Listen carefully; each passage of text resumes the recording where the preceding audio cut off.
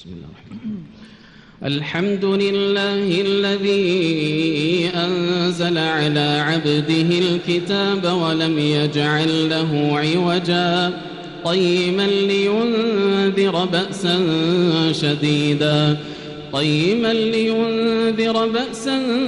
شديدا من لدنه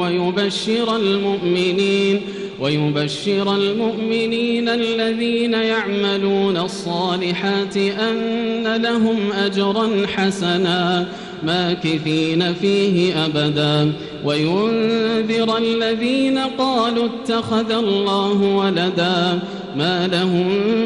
به من علم ولا لآبائهم كبرت كلمة تخرج من أفواههم إن يقولون إلا كذبا فلعلك باخع نفسك على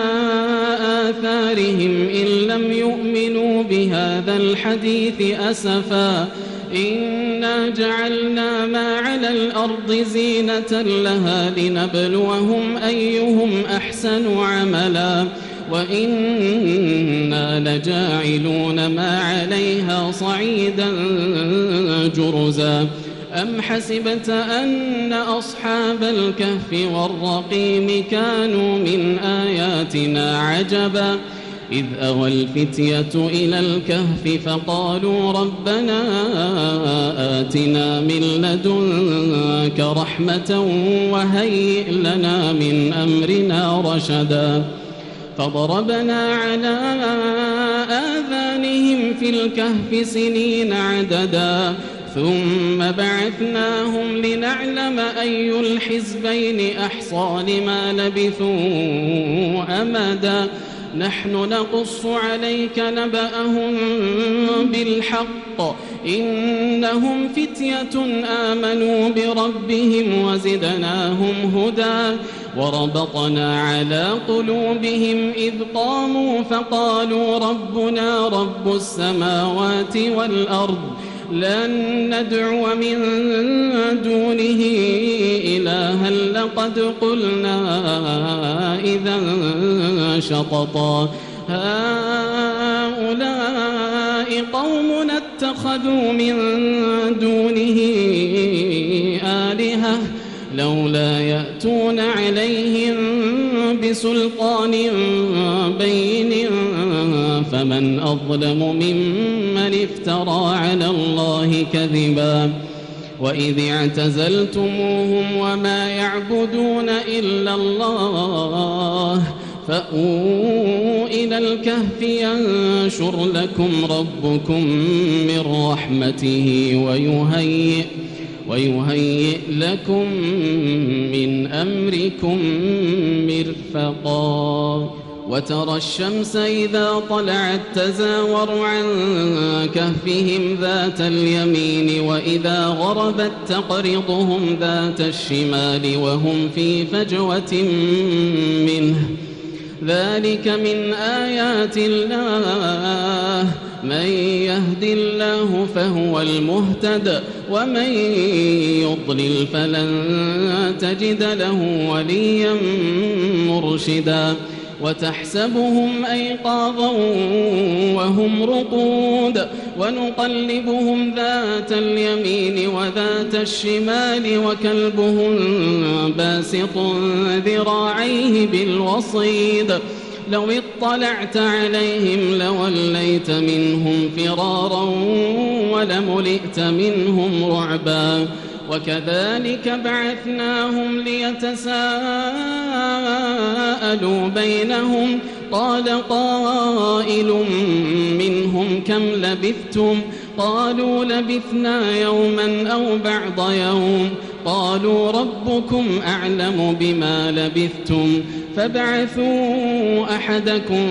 بورقكم هذه إلى المدينة فلينظر أيها أزكى طعاما فليأتكم برزق منه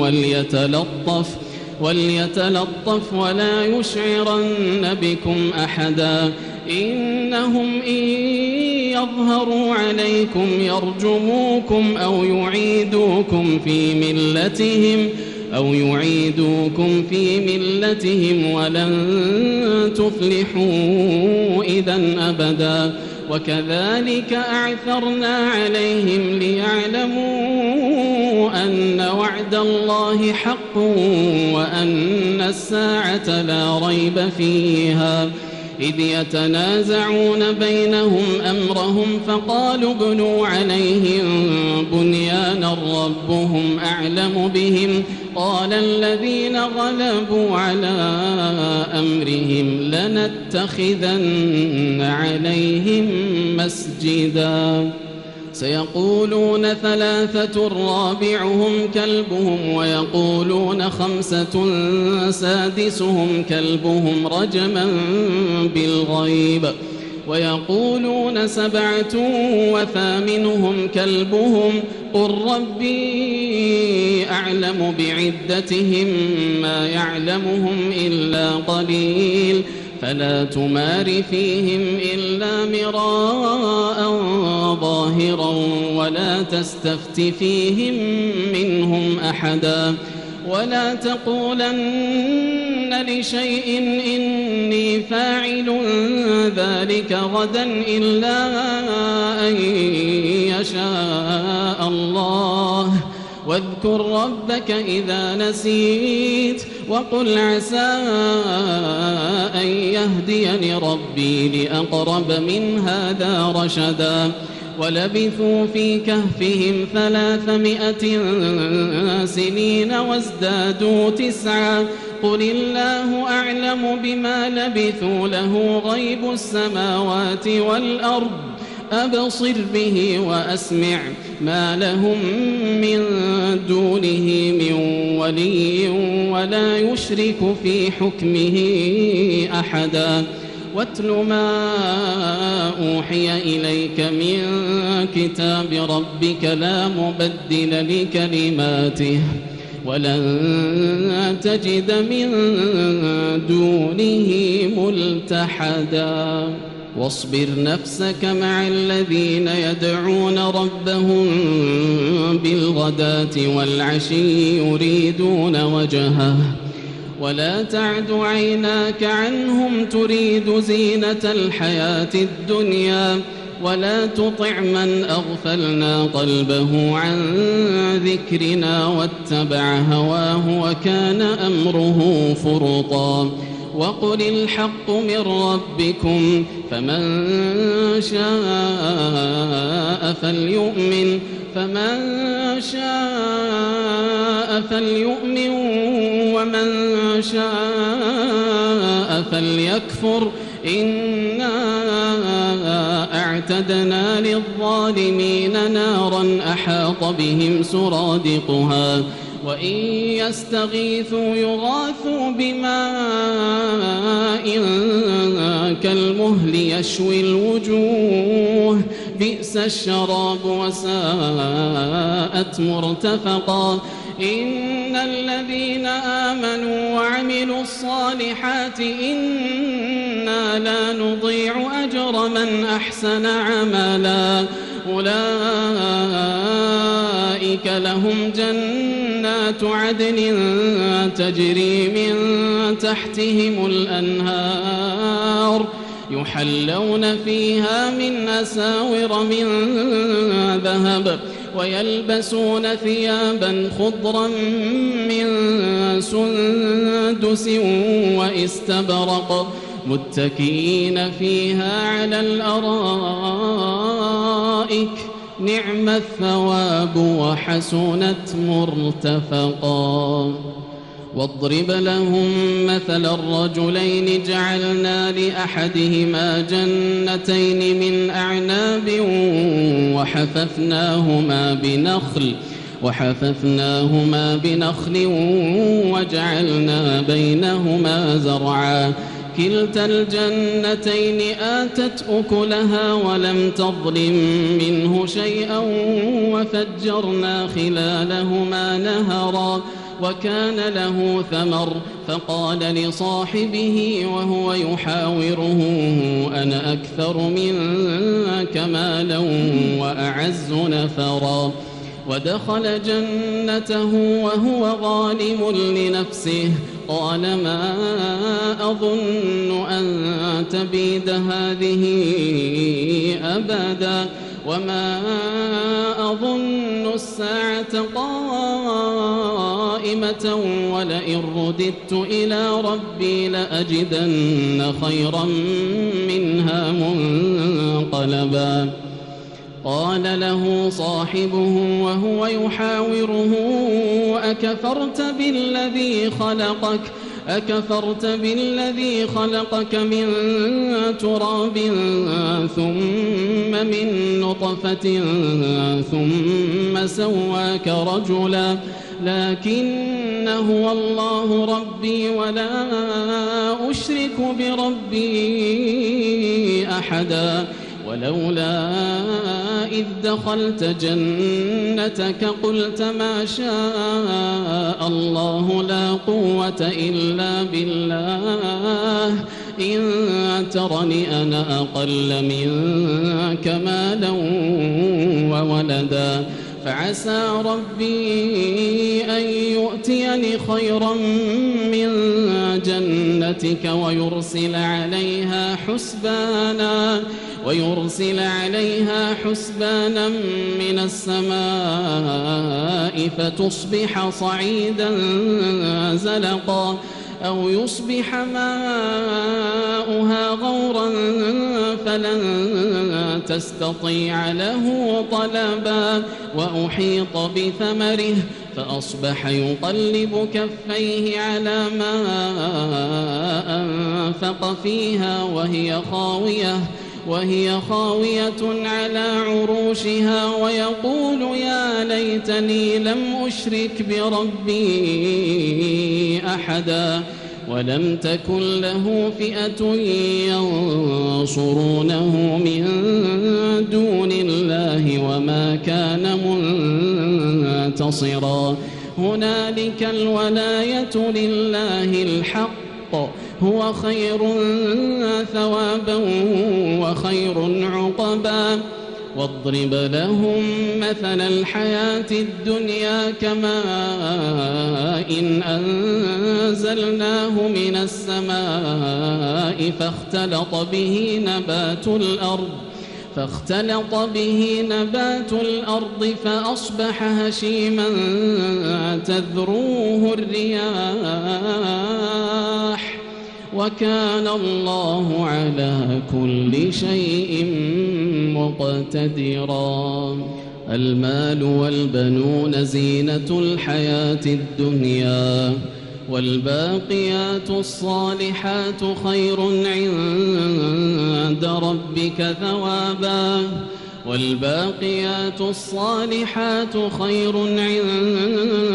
ربك ثوابا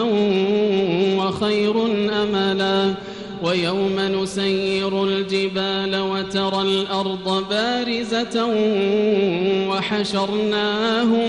وحشرناهم فلم نغادر منهم أحدا وعرضوا على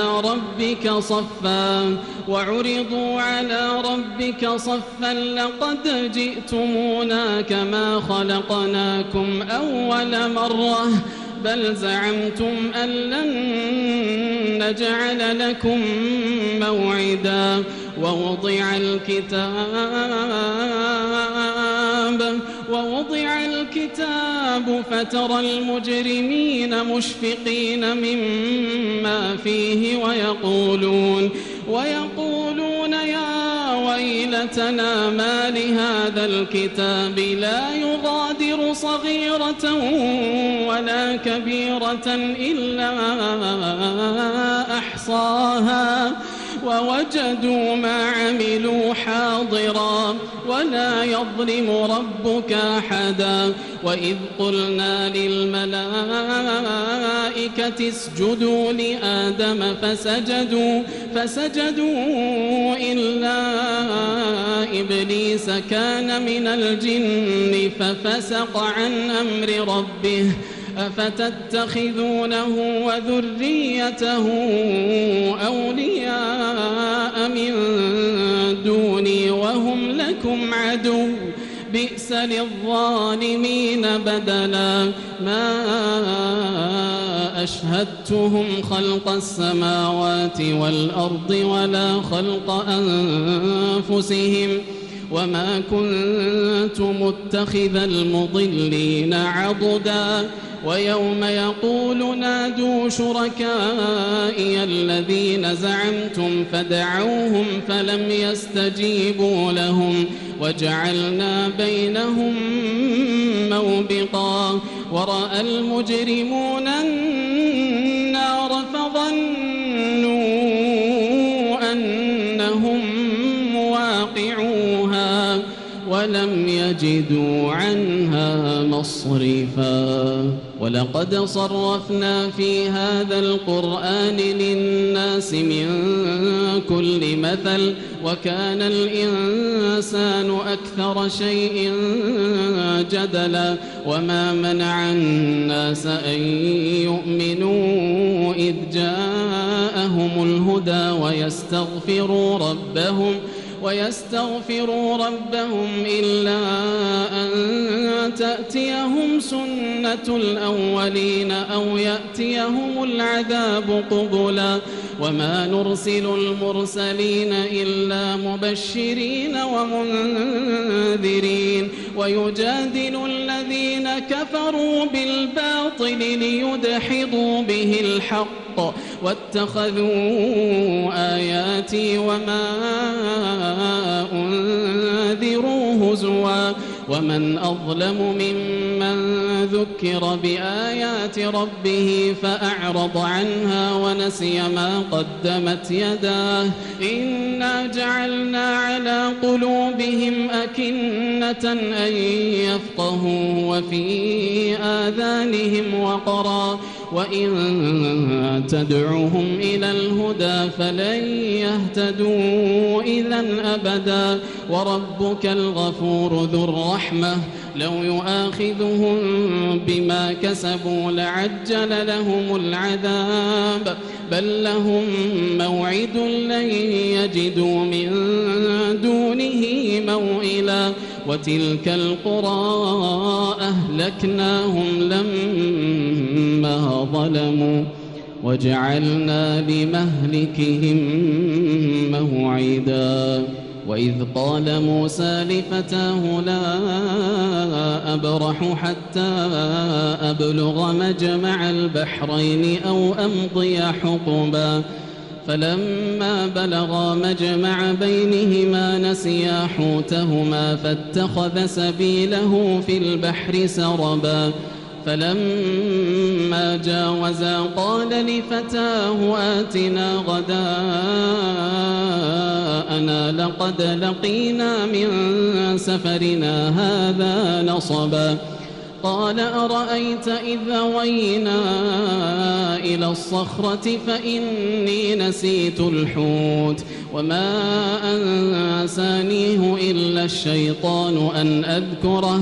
واتخذ سبيله في البحر عجبا قال ذلك ما كنا نبغ فارتدا على آثارهما قصصا فوجدا عبدا من عبادنا آتيناه رحمة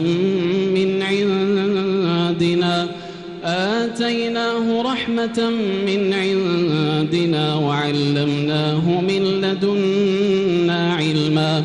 قال له موسى هل أتبعك على أن تعلمني مما علمت رشدا قال إنك لن تستطيع معي صبرا وكيف تصبر على ما لم تحط به خبرا قال ستجدني إن شاء الله صابرا ولا أعصي لك أمرا. قال فإن اتبعتني فلا تسألني عن شيء حتى أحدث لك منه ذكرا. فانطلقا حتى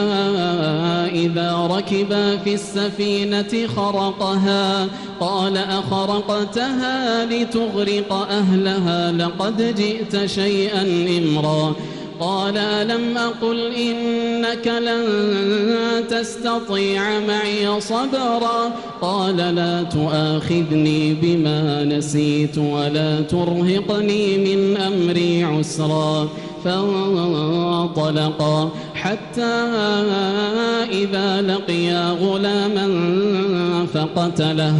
قال أقتلت نفسا زكية بغير نفس لقد جئت شيئا نكرا. قال ألم أقل لك إنك لن تستطيع معي صبرا. قال إن سألتك عن شيء بعدها فلا تصاحبني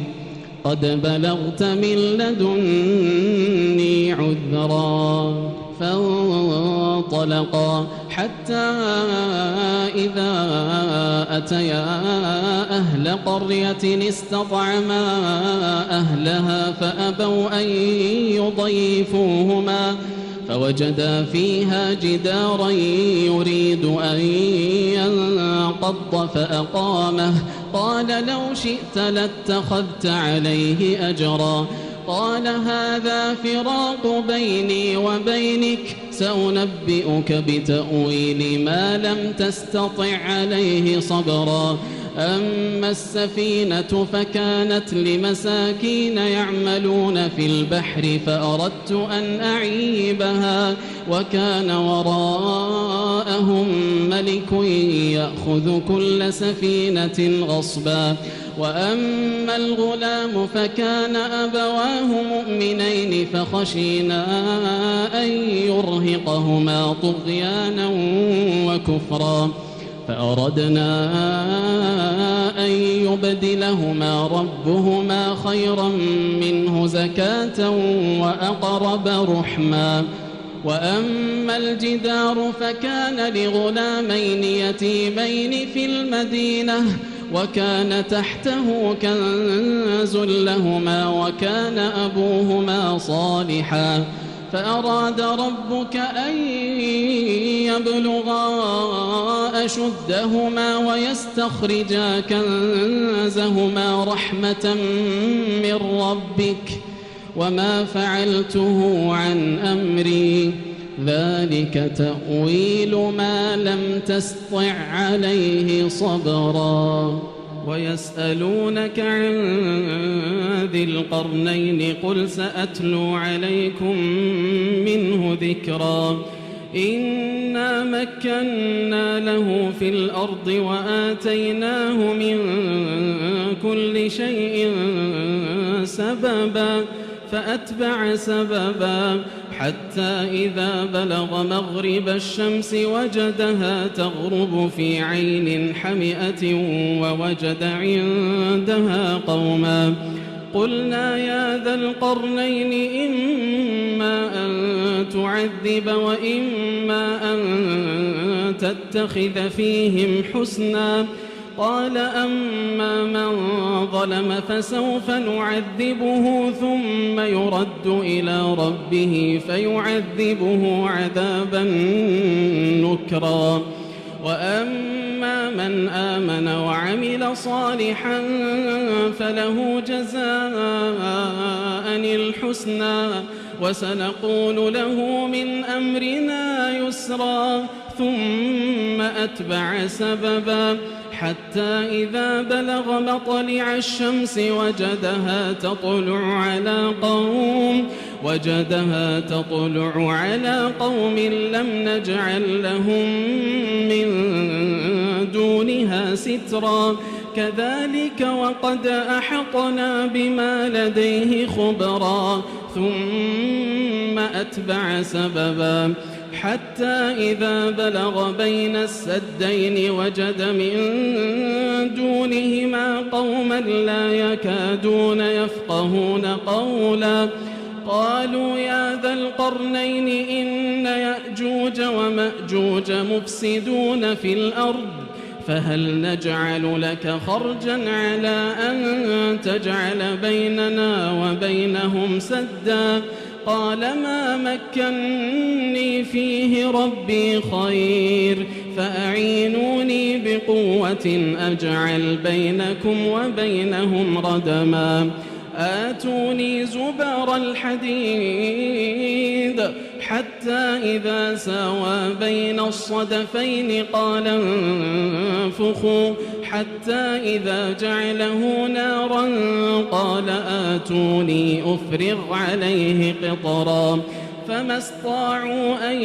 يظهروه وما استطاعوا له نقبا قال هذا رحمة من ربي فإذا جاء وعد ربي جعله دكا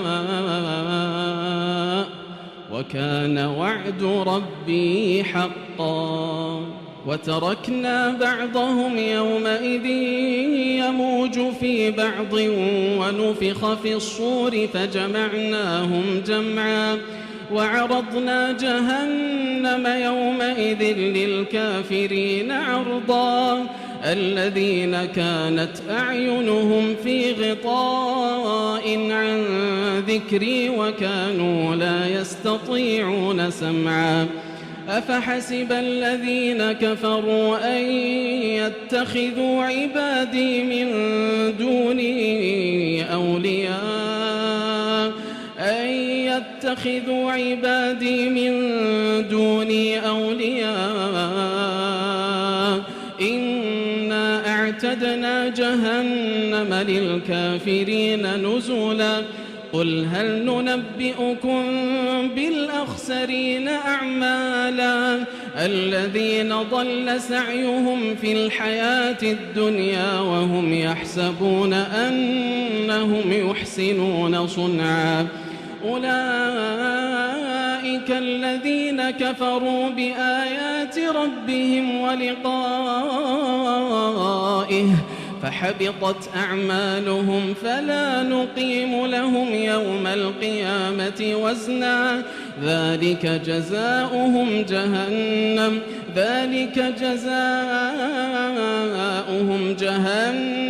بما كفروا واتخذوا آياتي ورسلي هزوا إن الذين آمنوا وعملوا الصالحات كانت لهم جنات الفردوس نزلا خالدين فيها لا يبغون عنها حولا قل لو كان البحر مدادا لكلمات ربي لنفد البحر قبل أن تنفد كلمات ربي ولو جئنا بمثله مددا قل إنما أنا بشر مثلكم يوحى إلي أنما إلهكم إله واحد فمن كان يرجو لقاء